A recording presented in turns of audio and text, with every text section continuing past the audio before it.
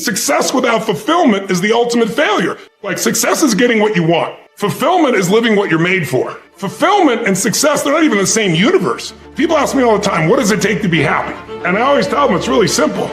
One word, progress. Progress equals happiness. If you keep growing, you're gonna feel alive. And if you keep growing, you're gonna have more to give. It doesn't matter how many statues, Oscars they give you, or Emmys, or how much money you have in the bank. We've all seen people have all those things, and I get the phone call because they're depressed, or somebody commits suicide in that area. It's really an inner game, and I think that's what's missing for us today. Everybody's focusing on the outside world, and how there's a lot of things in the outside world you'll never be able to control. You can influence, but you can't control it. This, your mind, your emotions, your body, you have 100% control over what you do with these things, and that's where the game is won. Win the inner game, then you win the outer game. But a lot of people spent their life trying to win the outer game, they won, and they're miserable. Someone can tell you your whole life you're a piece of crap, but you can say, screw you, read between the lines, and make your life work. Someone tell you your whole life you're beautiful, you're intelligent, you're the smartest person in the world, and you don't believe it. Because self-esteem doesn't come from what people say about you. Self-esteem is earned within yourself. It's esteem for yourself, which only comes by doing things that are incredibly difficult, and then your brain goes, this is who I am. You really got to figure out what you're made for, and nobody knows in the beginning. So you start where you are, and you do what's in front of you. You do what's next, and you keep growing until you start to discover, hey, this is my real passion. So identity is the number one thing I work to change with people, to expand it. Expand your own sense of who you really are and what you're capable of. And the mindset has to be destroy any limitation and move forward, move forward, move forward. I think passion is the genesis of genius. If you've got enough passion, you're gonna find answers nobody else does. But most people run out of fuel, meaning they get tired, they get exhausted, they get burnt out, they get the law of familiarity. They're around something so much they take it a little bit for granted. And I've managed to see something in myself that I found in every great leader that I've ever respected, and that is I value intelligence immensely, but I know really smart people can't fight their way out of a paper bag pragmatically, right? What I see as the one common denominator of people that are successful over a lifetime is the sustained hunger. Hunger is the number one factor. You need to be good at pattern recognition, and that's what gets somebody strong at anything. I mean, you look at, why is Amazon doing so well? He realized one pattern was valued over anything else, convenience, right? If you look at Tom Brady, a friend of mine, he's got pattern recognition like nobody else at 43 years old. He's able to do things no one dreamed could be done. He's got more Super Bowl rings than any team. See, what do they see that none of us see? What's the pattern? Then you gotta learn pattern utilization. It's one thing to see it, it's another thing to use it. And then if you're good after a while, you get to pattern creation. It's like if you learn to play the piano, most people play other people's music.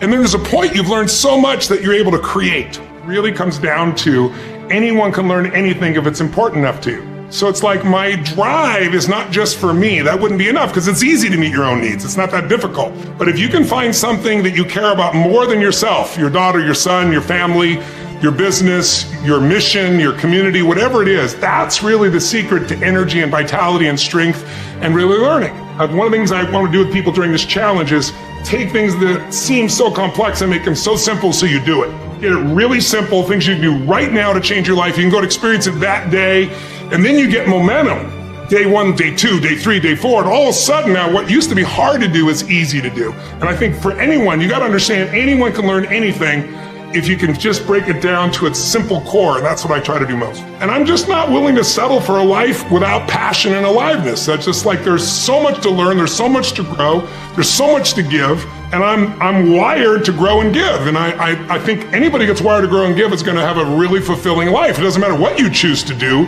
you're gonna be alive. A year ago, people thought we were coming out of, we got vaccines now, and we're coming out of COVID, and it's gonna be all over now, and people are excited. But now, after going through 2 years of this, there's a lot of people now that no longer have a compelling future. Like, people talking about New Year's resolutions, most people don't even have one. Because it's like, they never followed through anyway, right? But at least they had something to look forward to. They're starting to get into learned helplessness. Learned helplessness is when something is so bad over and over again, you start thinking the problem's permanent. No problem is permanent. Or you start thinking the problem's pervasive because I haven't handled my finances, my whole world's over. Or because my relationship's bad, my whole world's over. Your life is bigger than that. My goal right now is to shake that up for people. People need a new perspective, and you can't do it by just sitting and thinking.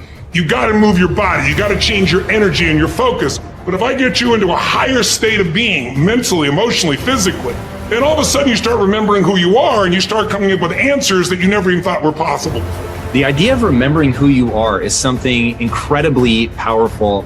There was a Batman cartoon where he gets amnesia and he gets put in like a camp, basically, a work camp, and he can't get out. And he feels stuck and weak and, afraid. And then something happens, I don't remember what, triggers his memory. And he remembers that he's Batman. Just in remembering that he's Batman, he then takes the actions to fight his way out. And look, I know it's a cartoon, but that has always resonated with me. And whenever I'm feeling anxious about something, I always tell myself, remember who you are. But you're really talking about the most important concept in lasting change, identity. We all define ourselves in certain ways. So you start where you are and you do what's in front of you, do what's next, and you keep growing until you start to discover, hey, this is my real passion. And it can change. People go for 5, 6, 7 years and then they usually question their business, their career, their body, their relationships. And then one of two things happens. They change direction and feel renewed, or they go, no, I got a great deal here. What the hell's wrong with me? And they recommit and they get stronger. But that's life. And if you don't grow, I don't give a damn how much you got going for you, you're going to be miserable. I think as early on I realized that, one of the things you have to understand about life is everything changes and everything ends. And that kind of sounds heavy on the front end, but it's a truth. If everything changes and everything ends, number one, it should make you appreciate what you have right now. And then my view is what's next is always better. If I make it so, it's my job to make it so. And I think that's how we have to navigate. But most of us have been conditioned not to take a risk. People ask me all the time, what does it take to be happy? And I always tell them it's really simple. One word, progress.